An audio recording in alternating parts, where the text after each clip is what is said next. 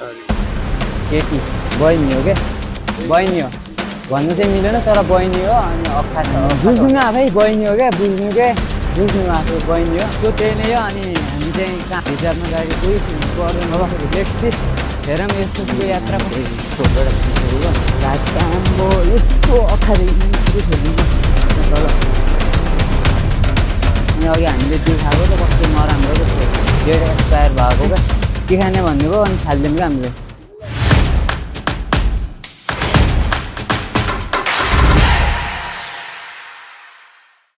so hello everyone I hope हजुर सन्चै हुनुहुन्छ एन्ड म पनि सन्चै छु र आज चाहिँ हामी कहाँ जान लाग्यो भनेपछि बिर्ता मठ दिदीहरूलाई ल्याउन लाग्यो दिदीलाई र बहिनीलाई त्यही नै हो अनि हामी चाहिँ यो सिमगेटको पाल्त भन्ने पुगिसक्यो अनि त्यही हो अब अहिले गएपछि कति बजी पुगिन्छ भने ट्याक्कै 12-1 बजीतिरको हामी बिर्ता मठ पुग्छौँ अनि त्यसपछि 12-1 बजी बिर्ता मठ पुगेपछि त्यहाँबाट रिटर्न हामी कति 2 बजीतिर हुन्छौँ रिटर्न भइसकेपछि अनि त्यही नै हो अनि आज चाहिँ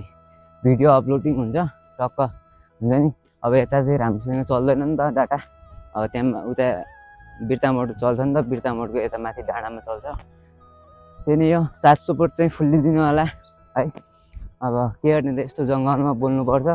अनि पब्लिकमा बोल्न सकिन्न होइन कन्फिडेन्स लो छ कि सबै लो छ कि त्यसैले हुन्छ नि हल्का 700 पोट भएपछि हल्का सब्सक्राइब पनि बढेपछि हुन्छ नि आफै हुन्छ नि इनर्जी आउँछ क्या पब्लिकमा बोलम जस्तो इनर्जी आउँछ कि त्यस्तो भाइब आउँछ फेरि अनि त्यही नै हो उता माथिबाट चाहिँ आउने चाहिँ दिदी र भान्जा र बहिनी आउँछन् अब भारी कस्तो हुन्छ हेरौँ पछि त यहाँबाट पसिना चुहिएर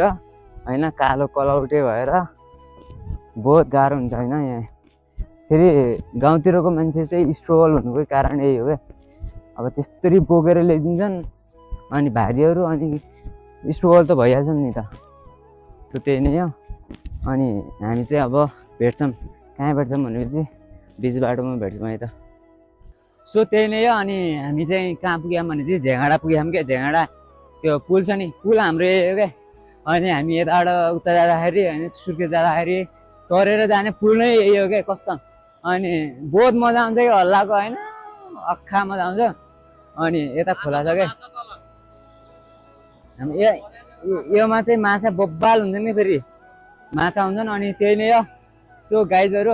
अनि हाम्रो कालीकोट दिल्लीकोटतिर यस्तो ठाउँ घुम्नलाई बहुत मजा आउँछ क्या यता चाहिँ अनि यही नै हो हामी पछि आउँदाखेरि नुहाउने चाहिँ यही हो क्या अनि यो चाहिँ यो ठाउँको नाम चाहिँ झेगाडा भन्छन् अनि हामी जानुपर्ने चाहिँ उता हो क्या यो ठाउँको नाम चाहिँ झेगाडा भन्छन् क्या झेगाडा पुल हो म पहिला सानोमा आउँदाखेरि कस्तो गर्थेँ भनेपछि यहाँ चाहिँ हुन्छ नि टक्क हातमा चप्पल समात्ने यस्तरी जाने क्या यस्तरी जान्थेँ यार पहिला म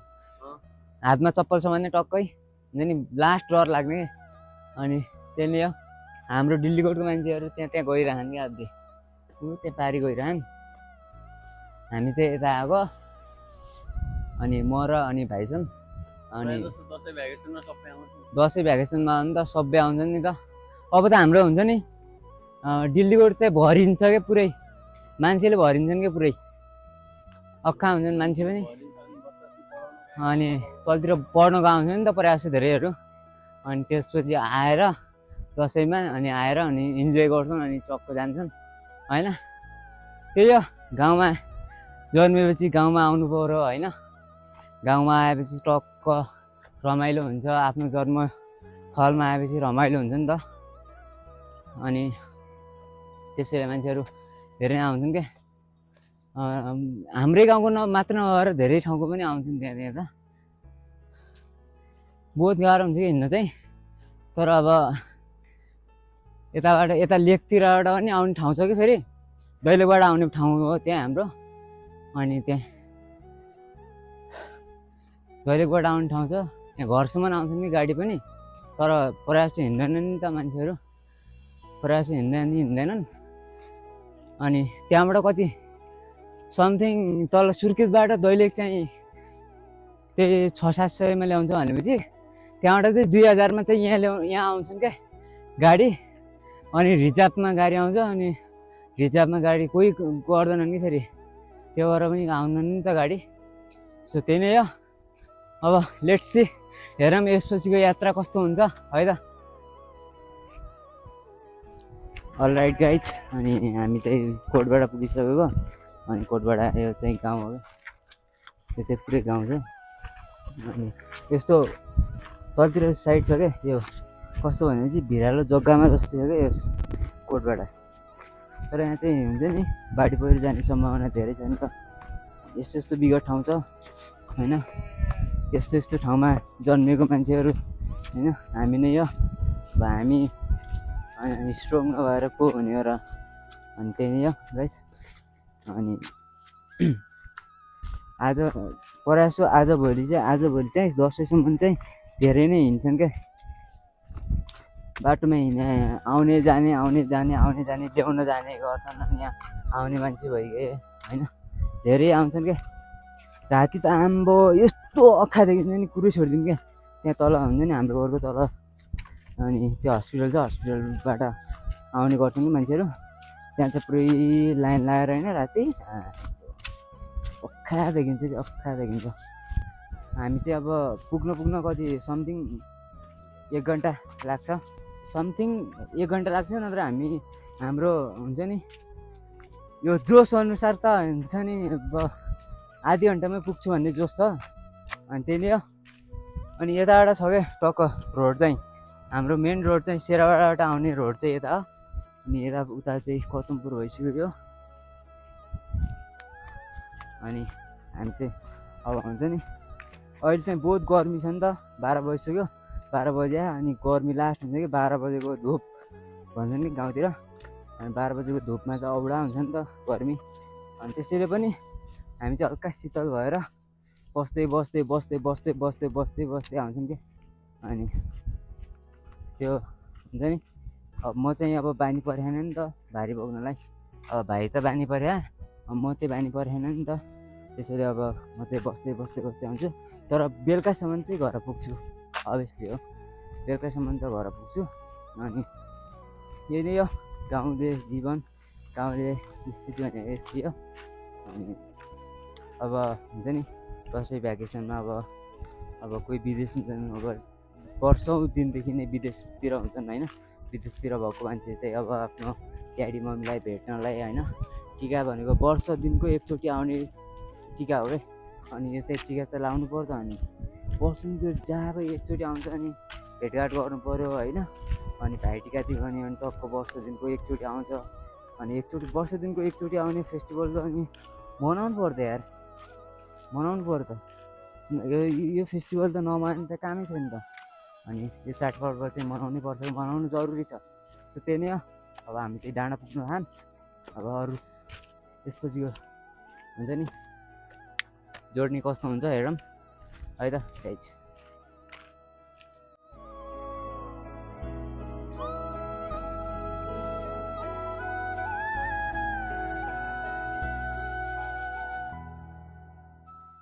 सो अलराइट गाइज हामी चाहिँ अब सामान लिएर अनि आउन लाग्यो खै देखा त पुगेको देखा हात नि त्यही नै हामीले यो चाहिँ के अरे मेवा ल्याएको थियौँ अनि मेवा चाहिँ पाकेर पुरै हुन्छ नि त्यो पुरै किरै परेको रहेछ क्या अनि त्यसपछि यो चाहिँ डिउ हो अनि अघि हामीले डिउ खाएको त कस्तो नराम्रो क्या पुरै डेट एक्सपायर भएको क्या डिउ नै एक्सपायर भएको थियो अनि त्यसपछि हुन्छ नि के खाने भन्ने भयो अनि फालिदिउँ क्या हामीले सो त्यही नै हो होइन अब चाहिँ हामी चाहिँ उकालोतिर लाग्यो होइन गाइज अब हुन्छ नि ल अनि त्यही नै हो अब यसको चाहिँ ब्याग चाहिँ अब हुन्छ नि हलुङ्गो भइसक्यो क्या अनि मेरो चाहिँ अब सुटकेस छ होइन सुटकेस त अब गुडायो लग्यो होइन केही अब हुन्छ नि चिन्ता छैन त्यस्तो त्यही नै हो गाइज अब स्ट्रगल गर्ने बेला आयो क्या यहाँ त्यस्तो उकालोमा कसरी जाने हो र केटी त अख्खा छ क्या फेरि भन्न चाहिँ मिलेन तर बहिनी हो अनि अक्खा छ अक्खा त हुने भयो क्या त अनि बहिनी हो क्या बहिनी हो अनि बुझ्नु न आफै बहिनी हो क्या बुझ्नु आफै बहिनी हो अनि सो त्यही नै हो अनि हामी चाहिँ आएको त्यही घरदेखि आई मिन त्यहाँ होटेल देख्यो अनि यता अघि हामी यहाँनिर बसेको थियौँ क्या यहाँनिर बसेको थियौँ अनि त्यो हुन्छ नि डिउ स्प्राइट खाएको अनि कस्तो डेट एक्सपायर भएको क्या अनि हुन्छ नि त्यो जाँड जस्तो हालेको अनि दिएको थियो अनि मैले फालिदिएँ नखाएरै त्यही नै गाइज अब हेरौँ यसपछिको यात्रा कस्तो हुन्छ है त अलराइट गाइज होइन अब हामी चाहिँ घर पुगिसक्यौँ घर पुगेर नि म चाहिँ गोरु आइसकेको क्या किनकि गोरु त अब हेर्ने मेरो त ड्युटी नै हो नि त गाई चाहिँ अब दुध खानुको लागि पनि गाई चराउनु पर्यो नि त त्यसैले म चाहिँ गोरु आएको अनि गोरु चाहिँ त्यहाँ छन् अनि त्यही नै गाइज अनि मैले चाहिँ बाटोमा भिडियो किन नबनाएको भने चाहिँ अब भारी बोक्नुपर्छ नि त भारी सँगसँगै अब भिडियो पनि बनाउनु सकिँदैन नि त झन् औडा हुन्छ पसिना आएको हुन्छ होइन अनि गाह्रो हुन्छ भिडियो बनाउनलाई त्यही भएर मैले चाहिँ बाटोमा बनाएन अनि त्यही नै हो अब मैले चाहिँ गोरु चराउन आइसकेँ अनि के हो भने चाहिँ बहुत गाह्रो हुन्छ नि त यार हिँड्नलाई त बहुत गाह्रो हुन्छ नि त पछाडि भारी बोकेको छ होइन अगाडि बोल्याएको छ अनि डबल इफेक्ट पर्छ नि त मान्छेलाई अनि त्यस्तो भयो भने चाहिँ त अब भिडियो खासै बनाउनु मन पनि त लाग्दैन नि त त्यसैले मैले बाटोमा नबनाएको त्यसको लागि क्षमा प्राप्ति छु किनकि अब मैले पनि बाटोमा बनाउनु पर्नु त अब बाटोमा अब यताउति भ्यू चाहिँ देखाउनु पर्थ्यो है मैले चाहिँ भ्यू चाहिँ देखाएन त्यसमा चाहिँ म क्षमा प्राप्ति छु अनि त्यही नै हो अब म चाहिँ गोरुसोरु अब घरतिर लग्नेलाई भइसक्यो होइन अबको 2-3 बजिसक्यो होइन 2-3 बजिसक्यो अब यति त हो गोरु चराउने 1 घन्टा हो क्या किनकि अब घरनिर राखेको चाहिँ अब गोरुलाई पनि त बोरिङ हुन्छ नि त त्यसैले अब हुन्छ नि अब टक्क 1 घन्टा यिनीहरूलाई माइन्ड फ्रेस बनाउनुको लागि चाहिँ चराउन आउनुपर्छ क्या त्यही नै हो गाइज होइन अब हुन्छ नि त अब यता सिन चाहिँ देखाउने हो तर दसैँको दिन आउँछ नि त बब्बाल हुन्छ नि भ्यू चाहिँ बब्बाल दसैँको दिन आउँछ अब यही नै हो यहाँको परिस्थिति यहाँको हुन्छ नि स्ट्रगल भने नि यही हो स्ट्रगल गर्नुपर्छ किनकि अब माथि लेभल माथि चढ्नलाई चाहिँ स्ट्रगल गर्नु पर्यो नि त होइन अब त्यसै बसेर त खान पाइँदैन होइन त्यही पनि गाउँघरमा बसेर खान त पाइँदैन केही पाउनुको लागि त केही गुमाउनु पर्यो मैले होइन अब दुनियाँको अब हुन्छ नि भन्नको मतलब सब्सक्राइब फ्यामिलीहरूको साथ सपोर्ट पाउनुको लागि चाहिँ मैले चाहिँ आफ्नो घाँटी सुकाएर पनि बोल्नुपर्छ नि त त्यसैले हुन्छ नि अब सपोर्ट चाहिँ फुल्ली गर्नुहुन्छ भन्ने मलाई आशावादी छु त्यही नै हो अब यसपछिको यात्रा कस्तो हुन्छ हेरौँ है त अलराइट गाइज हामी चाहिँ अब कहाँ लागेको भनेपछि रमाइलो छ अरे रमाइलो हेर्न गइन्छ है त अनि त्यसपछि रमाइलो हेर्न गएपछि अनि आएर सुतिन्छ है त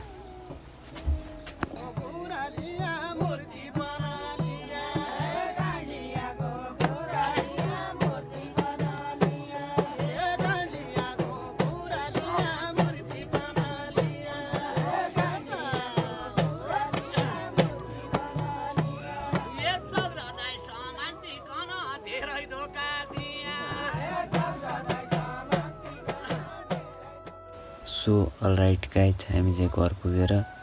अनि सुत्न लागेको क्या त्यही हो अब सुत्नु पऱ्यो अनि सुतेर अब भोलि बिहान कहाँ जानुपर्छ त्यो डिसिसन भएको छैन अनि डिसिसन